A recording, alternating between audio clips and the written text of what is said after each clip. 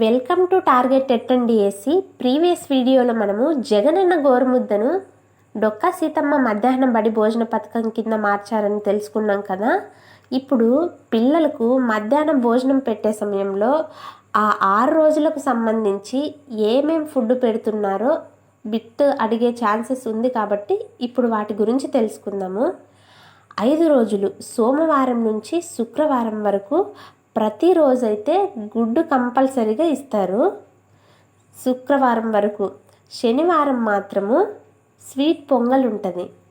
అదేవిధంగా చిక్కీనైతే day by day ఇస్తారు. అంటే సోమవారం చిక్కీ ఉందనుకో బెల్లం చిక్కీ, మళ్ళీ బుధవారం బెల్లం చిక్కీ ఉంటుంది, మళ్ళీ శుక్రవారం రోజు బెల్లం చిక్కీ ఉంటుంది.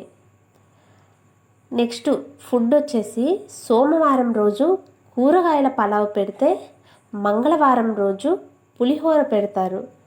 అదే బుధవారం రోజు మళ్ళీ కూరగాయల అన్నము ఆలు కుర్మ పెడుతున్నారు.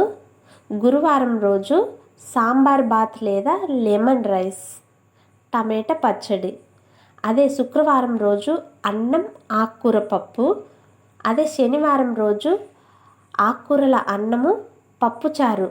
వీటిని ఏ విధంగా గుర్తుపెట్టుకుందామంటే సోమవారం రోజు కూరగాయల పలావు, అదే బుధవారం రోజు కూడా కూరగాయలతో చేసిన అన్నము, మంగళవారం రోజు పులిహోర, అదే గురువారం రోజు పులిహోరను లెమన్ రైస్ ఒకేలా ఉంటాయి కదా. అంటే చిత్రాన్నం అంటాము, పులిహోర అంటారు కదా. అలా మంగళవారం రోజు పులిహోర పెడితే గురువారం రోజు లెమన్ రైస్ లేదా సాంబార్ బాత్ ఇస్తున్నారు. అదేవిధంగా శుక్రవారం రోజు అన్నం పప్పు, ఆకుకూర పప్పు. అదేవిధంగా శనివారం రోజు పప్పుచారు, ఆకుకూర అన్నము. మంగళవారము శనివారం మాత్రం రాగి జావ ఇస్తారు. ఇలా మనం విడివిడిగా గుర్తుపెట్టుకుంటే ఈజీగా ఏ రోజు ఏ ఫుడ్ పెడుతున్నారు అని ఎలా బిట్టొచ్చినా కూడా మనం చేయగలుగుతాం.